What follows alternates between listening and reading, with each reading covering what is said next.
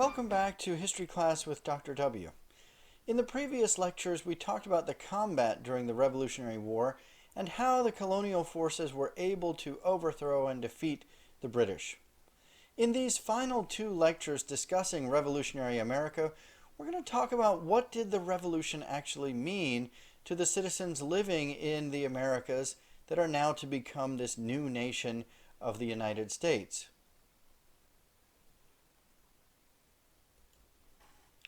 In our nation's history, two documents stand out above all others in importance and resonance: the Declaration of Independence and the Constitution. The words beginning each of these documents are so familiar they hardly bear repeating. For the Declaration of Independence, we hold these truths to be self-evident, that all men are created equal, that they are endowed by their Creator with certain inalienable rights, that among these are life, liberty, and the pursuit of happiness. For the Constitution, we the people of the United States, in order to form a more perfect union, and so on. But what do these words actually mean? And what did they mean for people living in the colonies which are soon to become the states at that time? In the aftermath of the Revolution, people living in the colonies had to wrestle with the meaning of these documents and what this new nation was to become. And so in this lecture, we're going to talk about meanings of the Revolution for Black Americans and for women in the colonies as we begin to wrestle with what did the Revolution actually mean. So as we talk about Black Americans, it's first worth reminding ourselves that at that point in our history, Blacks, for the most part, meant slaves in the colonies becoming states at that time. There was a population of free blacks, and that would be growing over time, but the vast majority of blacks at the time of the Revolution were enslaved. So what did the war mean for those who were enslaved? Well, during the war, both sides saw the slaves as a potential source of men, soldiers, and labor.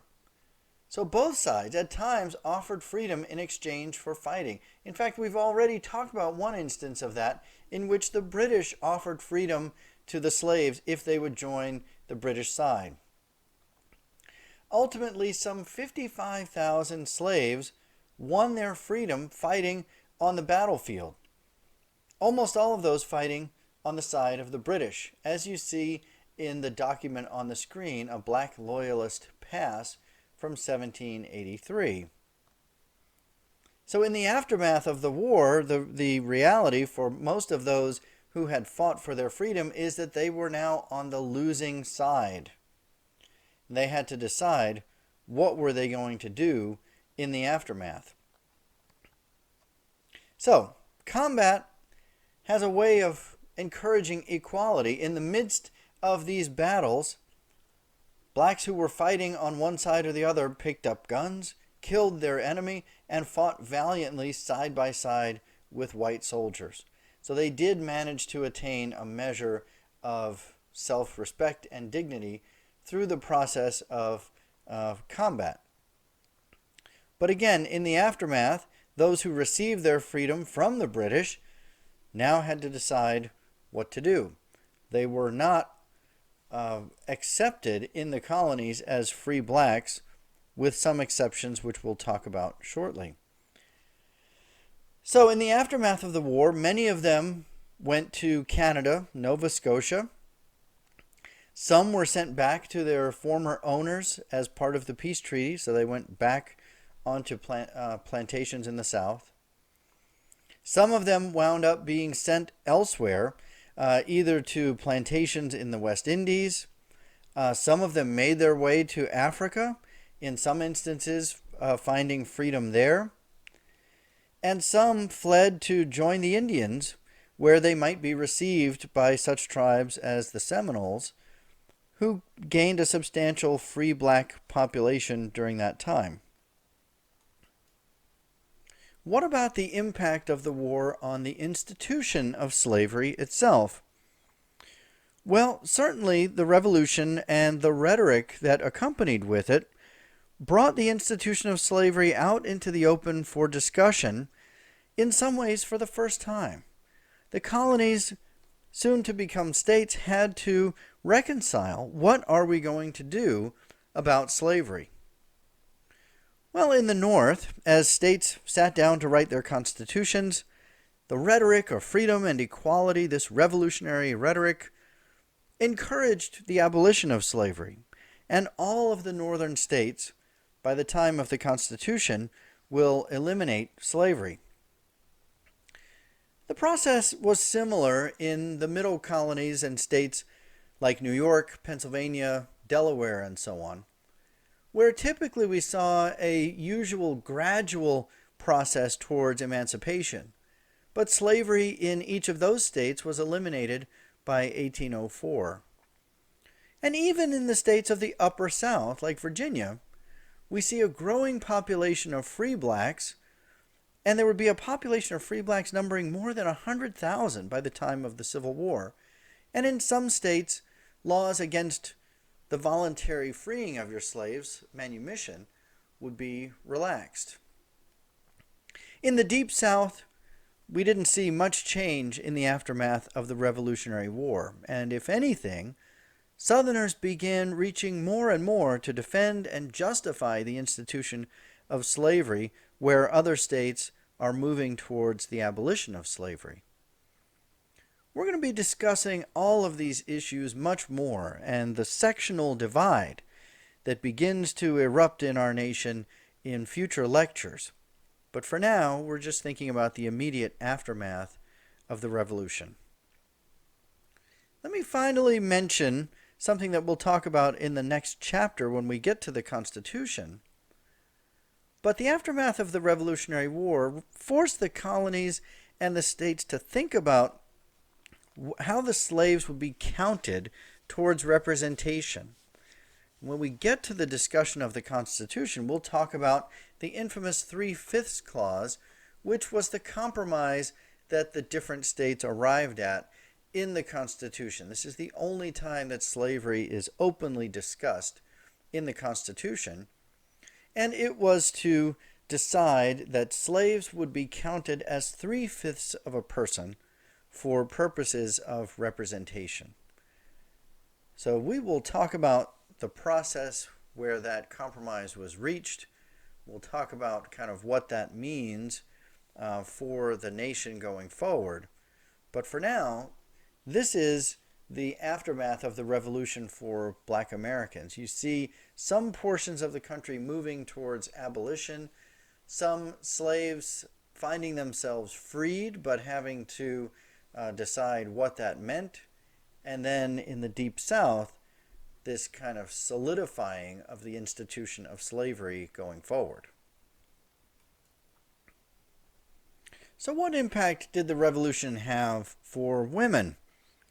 Well, as with blacks, the rhetoric of the Revolution suggested that women would find a greater place for equality and representation in society, although, as the Declaration states, all men are created equal, and women at that time were not included in this idea of equality.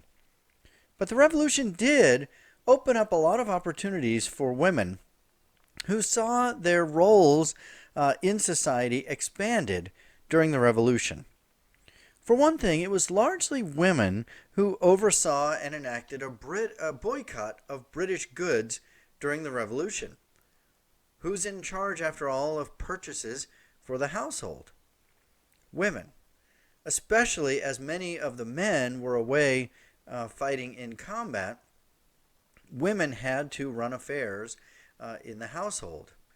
There was also a growing sense of political activism and awareness of what they were doing. They understood what they were doing and why they were doing it. So as part of this boycott, women spearheaded efforts to make homemade clothing rather than importing it from Britain. They also gave up tea, which, as we've discussed previously, was one of the imports from Britain that caused a lot of problems. One group of women during the war promised to forego what they called vain ornaments and other luxuries, fancy clothes and hairstyles and the like. By saving money on such things, they were able to donate $300,000 to Washington's army in 1780.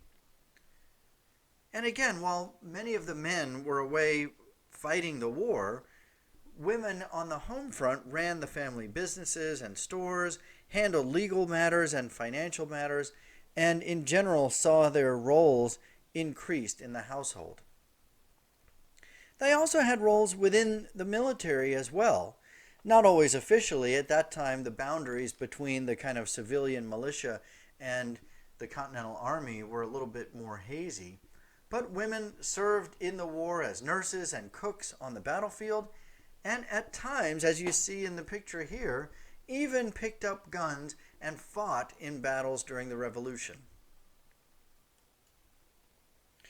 As we move from the Revolution into the era of a new nation, there's also an idea that springs to life known as Republican motherhood.